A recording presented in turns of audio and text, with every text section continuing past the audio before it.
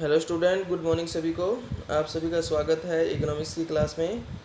और इकोनॉमिक्स में आज हम बात करेंगे परफेक्ट कंपटीशन मार्केट के अंदर सप्लाई का सिद्धांत यानी कि पूर्ति का सिद्धांत।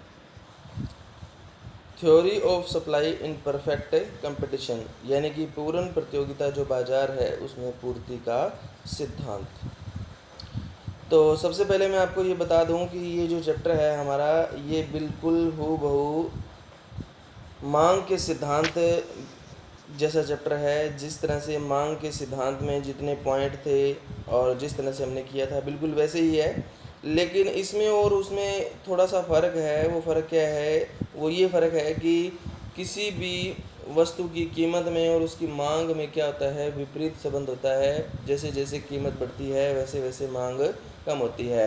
लेकिन यहाँ पर क्या होता है कि किसी वस्तु की कीमत में और उसकी पूर्ति में सकारात्मक संबंध होता है, धनात्मक संबंध होता है। जैसे जैसे क्या है, किसी वस्तु की कीमत बढ़ती है वैसे वैसे उसकी पूर्ति भी बढ़ती है, और कीमत कम होने पर क्या होता है, पूर्ति कम होती है।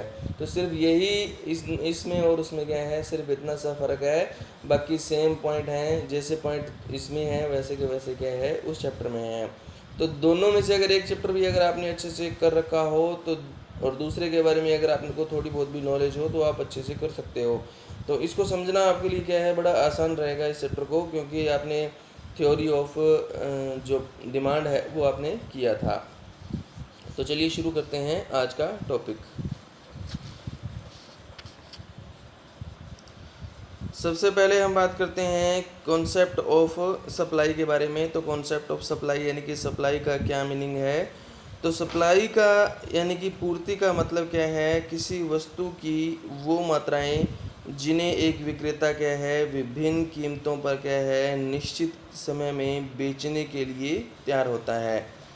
सप्लाई का मतलब क्या है, एग्जांपल लेता हूँ मैं।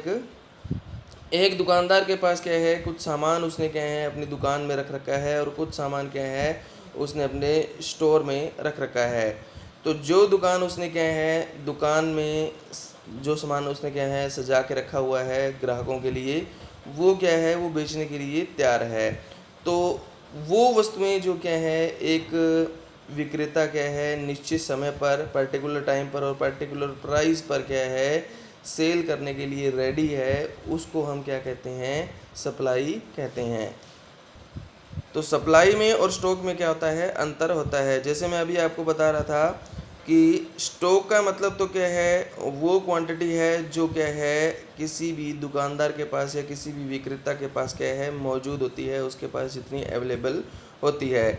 लेकिन क्या है, उस स्टॉक का वो पार्ट जो क्या है एक विक्रेता क्या है पर्टिकुलर टाइम पर पर्टिकुलर रेट पर क्या है बेचने के लिए तैयार है, उसको हम क्या कहेंगे, सप्लाई कहेंगे। तो सप्लाई में और स्टॉक में क्या है ये फ़र्क होता है। यानी कि स्टॉक तो उसके पास जो मौजूद है वो हो गया, और जो सप्लाई है वो होगी जो क्या है वो सेल करने के लिए रेडी है वो। अब हमारे पास पॉइंट है difference between supply and quantity supply. तो देखो, सप्लाई में और क्वांटिटी सप्लाई में सेम वैसे ही फ़र्क होता है जैसे डिमांड में और क्वांटिटी डिमांड में होता है। सप्लाई का मतलब क्या है, इसमें क्वांटिटी फिक्स नहीं होती, लेकिन क्वांटिटी सप्लाई में क्या होता है, वस्तु की जो मात्रा होती है वो क्या होती है, फिक्स होती है। जैसे यहाँ पर हमें बताया गया है क्वांटिटी सप्लाई के बारे में, तो क्या इसमें कहता है कि पूर्ति की मात्रा यानी कि क्वांटिटी सप्लाई से अभिप्राय वस्तु की उस विशेष मात्रा से है। तो यहाँ पर मात्रा क्या होती है, निर्धारित होती है, जो निश्चित समय में निश्चित कीमत पर क्या है बेचने के लिए क्या है प्रस्तुत की जाती है, उसको हम क्या कहते हैं, क्वांटिटी सप्लाई कहते हैं। इसके अलावा पूर्ति का मतलब क्या है, किसी वस्तु की विभिन्न मात्राएं। तो यहाँ पर तो क्या है मात्रा क्या है विशेष है, और यहाँ पर क्या है मात्राएं क्या है भिन्न है। तो ये दोनों में डिफरेंस है। क्वांटिटी सप्लाई में क्या है, वस्तु की मात्रा क्या है निर्धारित होती है, लेकिन सप्लाई में क्या है विभिन्न मात्राएं होती हैं, यानी कि मात्रा निश्चित नहीं होती। जो निश्चित कीमत पर और निश्चित समय पर क्या है बेचने के लिए क्या है प्रस्तुत की जाती है, उसको हम क्या कहते हैं, पूर्ति कहते हैं। तो ये डिफरेंस है क्वांटिटी सप्लाई में और सप्लाई में।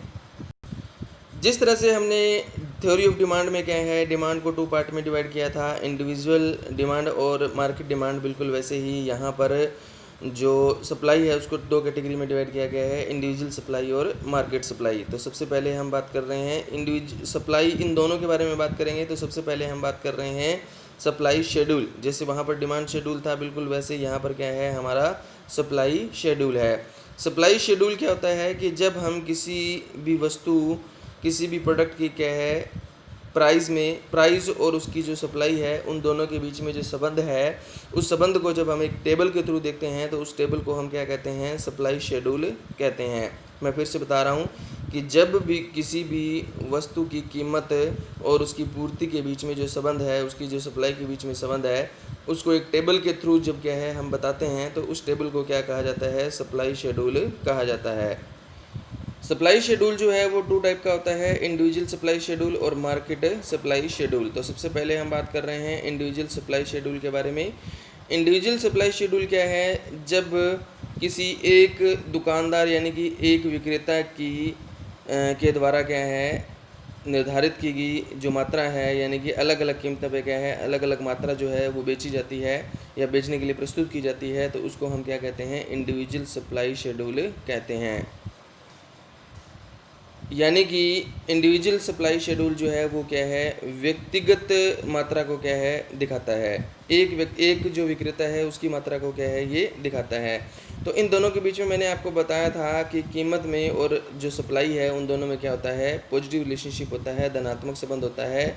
जैसे यहाँ पर कीमत जो है 5, 10, 15, 20 हो रही है, वैसे वैसे क्या है पूर्ति, यहाँ पर ये पूर्ति है, पूर्ति की मात्रा है, तो सप्लाई भी क्या होती जा रही है, बढ़ती जा रही है। तो इन दोनों में क्या होता है, यहाँ से पता चल रहा है कि इन दोनों में पॉजिटिव रिलेशनशिप होता है।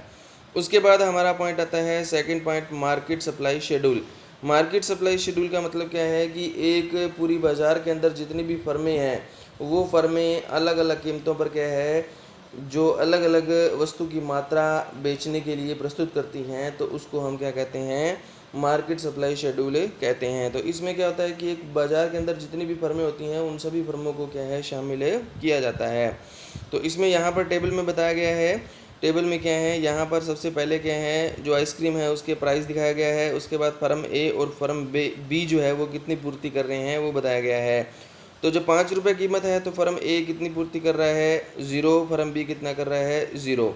10 रुपये कीमत है तो ये भी 10 है और ये कितना है, 5। 15 रुपये कीमत है तो ये 20 है, ये 10 है। और 20 रुपये कीमत है तो ये 30 है और ये कितना है, 20 है। तो इन दोनों का जब टोटल करेंगे तो ये आएगी हमारे पूरी बाज़ार की सप्लाई, ठीक है, 0, 15, 30 और 50। तो यहाँ पर भी क्या है, देखो जैसे जैसे कीमत बढ़ रही है वैसे वैसे क्या है, हमारी जो बाज़ार की जो सप्लाई है वो क्या होती जा रही है, बढ़ रही है, 0, 15, 30 और 50, तो ये बढ़ रही है। तो यहाँ से हमें पता चलता है कि किसी भी वस्तु की कीमत में और उसकी क्या है, बाज़ार की जो सप्लाई होती है, बाज़ार की जो पूर्ति होती है, उन दोनों में क्या, कौन सा रिलेशनशिप होता है, पॉजिटिव रिलेशनशिप होता है।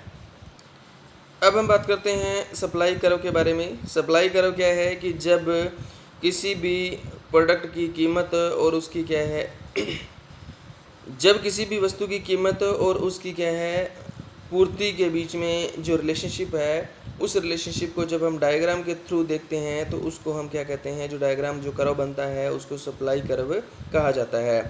तो सप्लाई कर्व भी क्या है, हमारा 2 टाइप का होता है, एक इंडिविजुअल सप्लाई कर्व होता है और दूसरा होता है हमारा मार्केट सप्लाई कर्व। तो सबसे पहले हम बात करते हैं इंडिविजुअल सप्लाई कर्व के बारे में। इंडिविजुअल सप्लाई कर्व क्या है कि जब किसी भी वस्तु की कीमत में और उसकी जो पूर्ति है, एक फर्म के द्वारा की गई जो पूर्ति है, उन दोनों के बीच में जब संबंध को हम एक कर्व के द्वारा देखते हैं तो जो कर्व हमारा बनता है उसको इंडिविजुअल सप्लाई कर्व कहा जाता है। तो डायग्राम आपने किस तरह से बनाना है, यहाँ पर सबसे पहले आप OY एक्सिस बनाओगे जिस पे आप क्या दिखाओगे, कीमत दिखाओगे। तो ये ध्यान रखना है, OY एक्सिस पे हमेशा कीमत दिखाई जाती है, चाहे हम डिमांड का पॉइंट करें चाहे हम सप्लाई का करें। OX एक्सिस पे हम क्या दिखाएंगे, क्वांटिटी दिखाएंगे, जितनी क्वांटिटी सेल की जानी है वो। तो यहाँ पर सबसे पहले क्या है, कीमत कितनी है, 5 रुपये। 5 रुपये कीमत पर सप्लाई कितनी है, 0। कीमत फिर कितनी होगी, 10। 10 पे सप्लाई कितनी है, 10। 15 पे सप्लाई कितनी है, 20। 20 रुपये जब कीमत हुई तो सप्लाई कितनी है, 30। तो इसमें क्या करना है, फिर इन सभी पॉइंट को हमने क्या है मिला देना है। मिलाने के बाद क्या है, ये एक रेखा बनेगी SS। जिसको हम क्या कहेंगे, सप्लाई कर्व कहेंगे। तो एस एस क्या है, एक पूर्ति वक्र है जो क्या है, ऊपर की तरफ जा रहा है।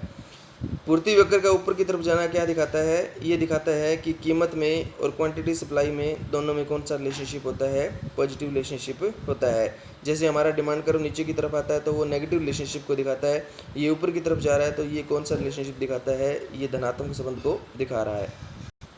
उसके बाद हमारा पॉइंट आता है market supply curve. Market supply curve क्या है कि अलग अलग कीमत पर क्या है, एक बाज़ार के अंदर के विभिन्न जो फर्में हैं वो कितना माल क्या है बेचेंगी, बेचने के लिए प्रस्तुत करेंगी, उसको हम क्या कहते हैं, जब उसको डायग्राम के थ्रू हम प्रस्तुत करते हैं तो वो हमारा जो कर्व बनता है वो क्या है, मार्केट सप्लाई कर्व कहलाता है। यहाँ पे फर्म ए है, यहाँ पे फर्म क्या है, बी है। तो फर्म ए तो हमारा ऊपर वाला डायग्राम यही है। फर्म बी में आपको बता देता हूँ कि 5 रुपये कीमत पर क्या है, 0 सप्लाई है, 10 रुपये कीमत पर 5 सप्लाई है, 15 रुपये कीमत पर क्या है, 10 सप्लाई है, और 20 रुपये कीमत पर कितनी है, 20 वस्तुओं की सप्लाई की जा रही है। इन दोनों को जब हम मिलाएंगे कीमत तो सेम रहेगी। जैसे 5 रुपये कीमत पर फर्म ए प्लस में फर्म बी दोनों ने कितनी सप्लाई की, तो फर्म ए ने 5 रुपये कीमत पर 0 की, फर्म बी ने भी 0 की, तो यहाँ पर भी कितनी आ जाएगी, 0 आ जाएगी। उसके बाद क्या है, 10 रुपये कीमत पर क्या है, फर्म ए ने कितनी की, 10 की और बी ने कितनी की, 5 की। तो 10 और 5 कितना हुआ, 15। तो यहाँ पर हम क्या दिखाएंगे, 10 रुपये कीमत पर 15 सप्लाई हुई पूरी बाज़ार में। इसी तरह से 15 रुपये कीमत पर क्या है, इसकी 20 है और इसकी कितनी है, 10 है। तो 20 और 10 कितनी हुई, इसमें 30। तो 30 वस्तुओं की सप्लाई की गई पूरे बाज़ार में। उसके बाद 20 रुपये कीमत पर इसकी 20 है और इसकी भी कितनी है, सॉरी इसकी 30 है और इसकी कितनी है, 20 है। तो टोटल कितनी हुई, 50। तो इस तरह से हमारा जो कर्व जो है वो इस तरह से क्या है, इनमें जो लाइन है, इन पॉइंट को हम क्या करेंगे, मिला देंगे। इन सभी पॉइंट को मिलाएंगे तो एस एस क्या है, एक पूर्ति वक्र बनेगा जो कि क्या है, मार्केट सप्लाई कर्व कहलाएगा।